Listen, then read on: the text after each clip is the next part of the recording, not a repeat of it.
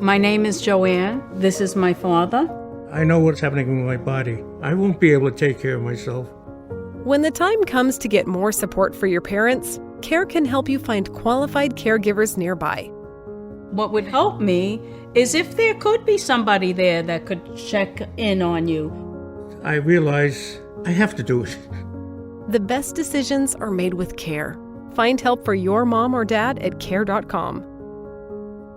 Tired of guessing your glucose levels all the time? How about a better way to manage your diabetes? Introducing the Eversense E3 CGM system, the only 6-month continuous glucose monitoring system. With real-time glucose readings every 5 minutes delivered to your mobile device and exceptional accuracy over 6 months, Eversense E3 gives you readings you can count on. For important safety information and to learn more about Eversense, visit eversensediabetes.com/safety. Accuracy evaluated in adult populations with 2 calibrations per day or less.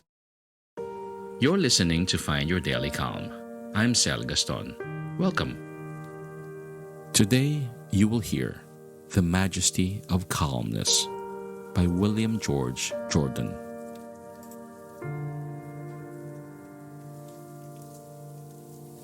The Majesty of Calmness. Calmness is the rarest quality in human life.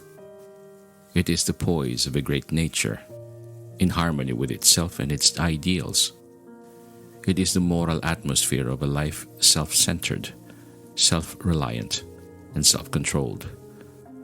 Calmness is singleness of purpose, absolute confidence, and conscious power, ready to be focused in an instant to meet any crisis. The Sphinx is not a true type of calmness. Petrifaction is not calmness.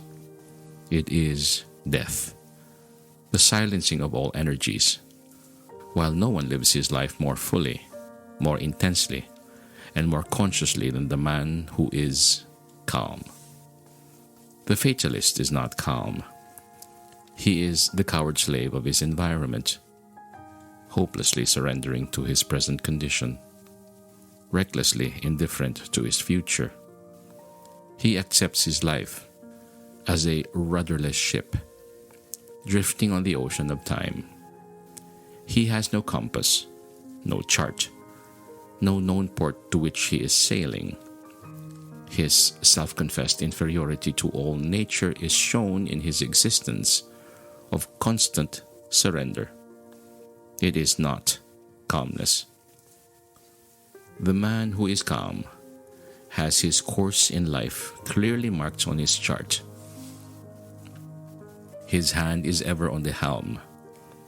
Storm, fog, night, tempest, danger, hidden reefs. He is ever prepared and ready for them. He is made calm and serene by the realization that in this crisis of his voyage he needs a clear mind and a cool head. That he has naught to do, but to do each day the best he can by the light he has. That he will never flinch nor falter for a moment. That though he may have to tack and leave his course for a time, he will never drift. He will get back into the true channel. He will ever headed toward his harbor. When he will reach it, how he will reach it, matters not to him. He rests in calmness, knowing he has done his best. If his best seem to be overthrown or overruled, then he must still bow his head in calmness. To no man is permitted to know the future of his life, the finality. God commits to man ever only new beginnings, new wisdom, and new days to use the best of his knowledge. Calmness comes ever from within.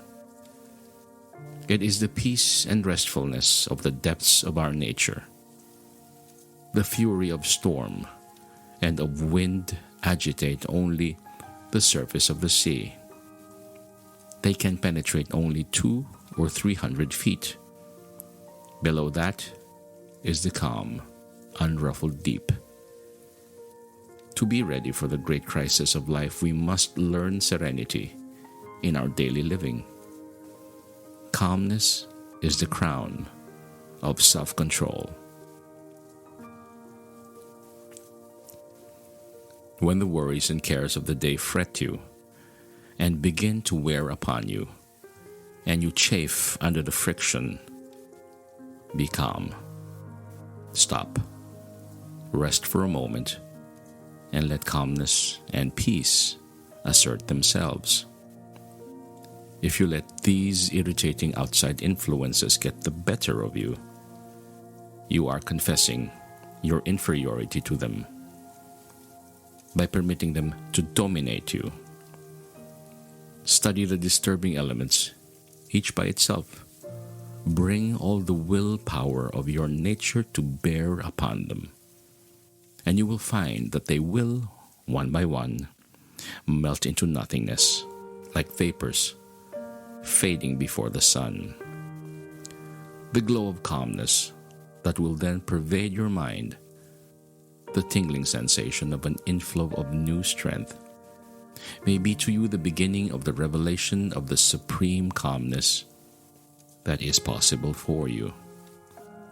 Then, in some great hour of your life, when you stand face to face with some awful trial, when the structure of your ambition and life work crumbles in a moment, you will be brave. You can then fold your arms calmly, look out undismayed and undaunted upon the ashes of your hope, upon the wreck of what you have faithfully built, and with brave heart and unfaltering voice you may say, "So let it be. I will build again." Have you been searching for ways to be inspired? I know I have, and I have found them in Penguin Random House's audiobooks. Find inspiration when you listen to audiobooks. Learn to embrace yourself, find joy, trust yourself, and connect with those around you by listening to best-selling audiobooks like The Book of Joy and Untamed. The Dalai Lama and Desmond Tutu share their own hard-won wisdom about living with joy even in the face of adversity in The Book of Joy. Glennon Doyle explores the joy and peace we discover when we stop striving to meet others' expectations and start trusting the voice within us in Untamed. Learn more about these titles and discover other recommendations from Penguin Random House Audio by visiting penguinrandomhouseaudio.com. When the tongue of malice and slander, the persecution of inferiority, tempts you for just a moment to retaliate, when for an instant you forget yourself so far as to hunger for revenge, be calm. When the gray heron is pursued by its enemy, the eagle, it does not run to escape. It remains calm, takes a dignified stand, and waits quietly, facing the enemy unmoved.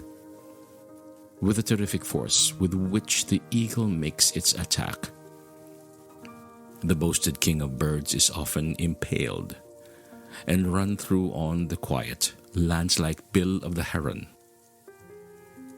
The means that man takes to kill another's character becomes suicide of his own. No man in the world ever attempted to wrong another without being injured in return.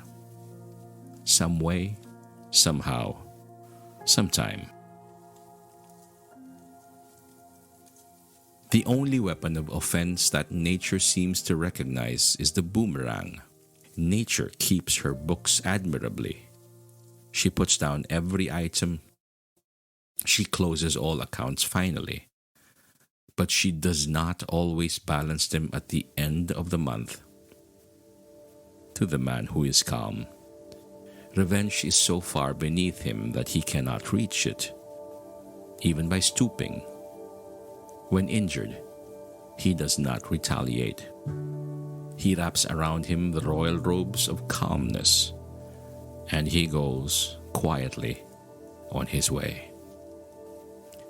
When the hand of death touches the one we hold dearest, paralyzes our energy, and eclipses the sun of our life, the calmness that has been accumulating in long years becomes, in a moment of refuge, our reserve strength. The most subtle of all temptations is the seeming success of the wicked. It requires moral courage to see, without flinching, material prosperity coming to men who are dishonest, to see politicians rise into prominence, power and wealth by trickery and corruption, to see virtue in rags and vice in velvets, to see ignorance at a premium and knowledge at a discount. To the man who is really calm, these puzzles of life do not appeal. He is living his life as best he can. He is not worrying about the problems of justice, whose solution must be left to omniscience to solve. When man has developed the spirit of calmness until it becomes so absolutely part of him that his very presence radiates it, he has made great progress in life. Calmness cannot be acquired of itself and by itself. It must come as the culmination of a series of virtues. What the world needs and what individuals need is a higher standard of living. A great realizing sense of the privilege and dignity of life. A higher and nobler conception of individuality. With this great sense of calmness permeating an individual, man becomes able to retire more into himself, away from the noise, the confusion and strife of the world, which come to his ears only as faint, far-off rumblings, or as the tumult of the life of a city heard only as a buzzing hum by the man in a balloon. The man who is calm does not selfishly isolate himself from the world, for he is intensely interested in all that concerns the welfare of humanity. His calmness is but a holy of holies, into which he can retire from the world to get strength to live in the world. He realizes that the full glory of individuality, the crowning of his self-control, is the majesty of calmness.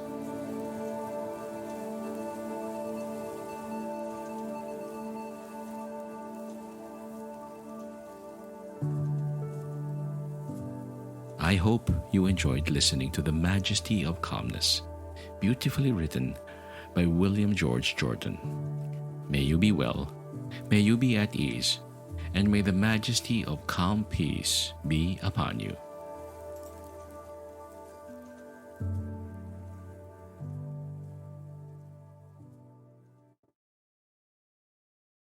Just because our parents are getting older doesn't mean they don't have lots to do. They might just need a little help. At Care.com, you'll find people who can take them to appointments and events, help pick up groceries and cook great meals. Whatever it is they like to do, the right caregiver can help. And since everyone at Care.com is background checked, you can be confident that you're getting support from someone you can trust. Find qualified local senior caregivers for your parents at Care.com. Tired of guessing your glucose levels all the time? How about a better way to manage your diabetes? Introducing the Eversense E3 CGM system, the only 6-month continuous glucose monitoring system. With real-time glucose readings every 5 minutes delivered to your mobile device and exceptional accuracy over 6 months, Eversense E3 gives you readings you can count on. For important safety information and to learn more about Eversense, visit eversensediabetes.com/safety. Accuracy evaluated in adult populations with 2 calibrations per day or less.